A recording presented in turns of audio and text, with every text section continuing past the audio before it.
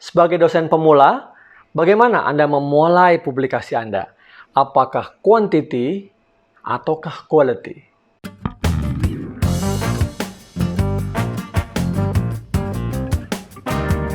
Kegalauan ini seringkali menjumpai atau dialami oleh para dosen pemula. Pertanyaan klasik bahwa publikasi itu harus quantity dulu, artinya jumlah banyakin publikasi gitu di berbagai macam outlet, atau kita mempublikasikan high quality artikel gitu di jurnal yang sangat bereputasi. Nah, perdebatan ini tidak hanya terjadi kegalauan pada pribadi saya dulu waktu juga sebagai dosen pemula ya, tetapi saya kira perdebatan klasik yang muncul hingga saat ini. Seringkali juga kebijakan kampus kita yang mengatakan mendorong para faculty member, para dosen, peneliti untuk publikasi sebanyak-banyaknya. Itu juga tidak bisa disalahkan. Itu merupakan upaya dari kampus agar membudayakan publikasi. Membuat hal-hal yang sifatnya seringkali kita pahami secara oral saja atau dipikirkan saja atau disampaikan dalam perkuliahan, tetapi coba dituliskan ya, diikatkan dalam tulisan sehingga bisa dipublikasikan tidak hanya untuk manfaat buat dirinya sendiri, tapi juga buat khalayak yang lain gitu. Dalam konteks ini, apapun yang kita lakukan sebagai peneliti, baik itu publikasi hasil pemikiran ya, ataupun hasil penelitian, pasti punya manfaat, pasti berdampak kepada dosen lain, kepada peneliti lain, pada para mahasiswa kita, bahkan kepada pemangku kepentingan lain, ya masyarakat, mungkin industri, mungkin pengambil kebijakan. Nah, dengan demikian, kita tidak perlu menunggu lama untuk membuat publikasi. Ya. Biarkan kualitas itu didukung atau biarkan kualitas itu dinilai oleh customer, dinilai oleh para reviewer, dinilai oleh para pembaca, oleh para stakeholders yang nanti mendapatkan manfaat dari penelitian kita. Nah, tentu kalau high quality artikel dalam jurnal yang sangat bereputasi, tentu ya, memiliki kualitas yang luar biasa. Dalam sisi itu, tentu waktu kita melakukan penulisan artikel ilmiah setelah mendapatkan hasil dari penelitian kita, tentu melewati proses review yang sangat ketat. Bahkan tidak jarang, waktunya itu juga lama. Bisa bulanan hingga tahunan gitu ya. Ya paling tidak mungkin 6 bulan atau 1 tahun ya. Itu seringkali terjadi. Dalam konteks ini, seringkali kita berbenturan ya, dengan misalnya target-target yang diberikan oleh jurusan, fakultas, atau kampus yang terkait untuk jumlah publikasi. Ya, kita karena menunggu publikasi high quality, ya, sesuatu yang ditunggu-tunggu, suatu hal yang sempurna atau mendekati sempurna, sehingga nggak terbit-terbit gitu ya, atau jangka waktunya panjang atau lama.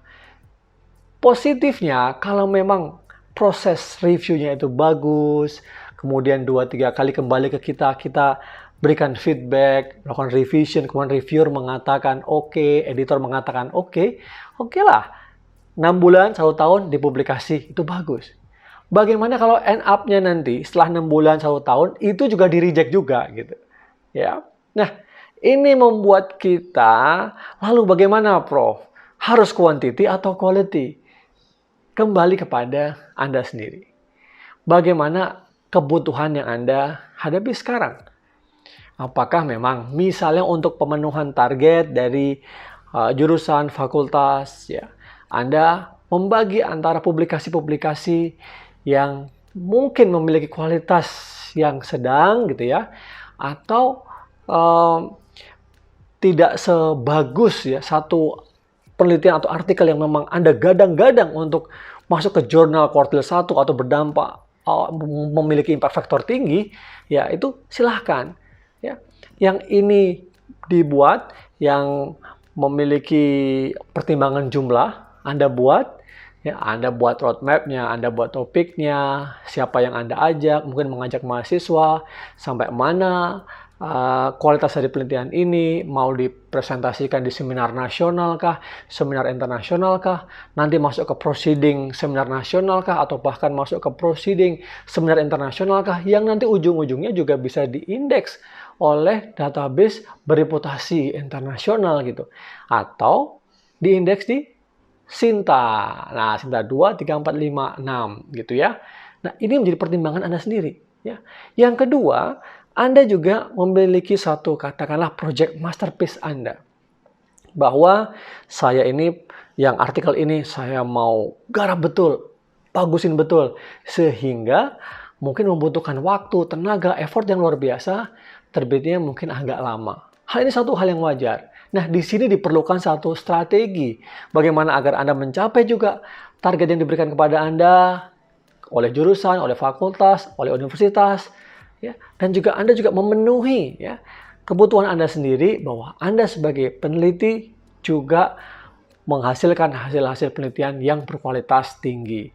Nah, menurut saya kemampuan menyeimbangkan antara pemenuhan target-target yang diberikan oleh kampus, ya, walaupun tanpa menghilangkan sama sekali ya standar kita, artinya bukan publikasi asal jadi. Ya, tentu publikasi yang berdasarkan jumlah ini juga harus kita pertimbangkan, kita persiapkan sebaik mungkin. Misalnya dari penelitian bersama mahasiswa untuk skripsi atau untuk tesis misalnya ya. Kalau untuk disertasi mungkin bisa dikategorikan sebagai publikasi untuk high impact research gitu, yang berquality, yang kualitasnya tinggi. Nah, atau juga saya sampaikan pertimbangan lain ya, bahwa orang yang memiliki kualitas bagus pada dasarnya mulai dari hal-hal yang sifatnya quantity dulu, kemudian berusaha makin hari makin tajam, risetnya makin bagus, seiring dengan talentanya, kompetensinya, sehingga suatu saat memiliki kualitas yang baik. Jalan ini atau rute-rute ini berbeda-beda setiap orang. Nah, tentu juga saya tidak mengartikan bahwa yang fokus ke quantity ya, ke jumlah ini mengabaikan quality. Tidak.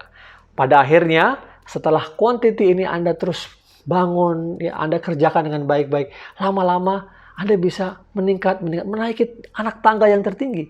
Dan suatu saat nanti ada titik optimum bahwa apapun yang Anda kerjakan itu berkualitas. Bisa mengerjakan hal yang berkualitas dengan cepat, ya, tidak perlu menunggu kualitas itu butuh waktu yang lama. Nah, tentu hal-hal itu yang harus Anda pertimbangkan sendiri, dan para dosen pemula tidak perlu takut, tidak perlu khawatir lagi, tidak perlu galau ya. Banyak juga, sudah banyak, bukan banyak juga, bahkan banyak sekali gitu ya, dosen-dosen di berbagai bidang ilmu memulai dari penelitian dari aspek jumlah. Nah, tentu kembali kepada kebutuhan Anda. Dan ingat, kalau untuk kontribusi dalam peningkatan jabatan jenjang fungsional ya, yang jabatan akademik Anda, sesuaikan dengan level Anda.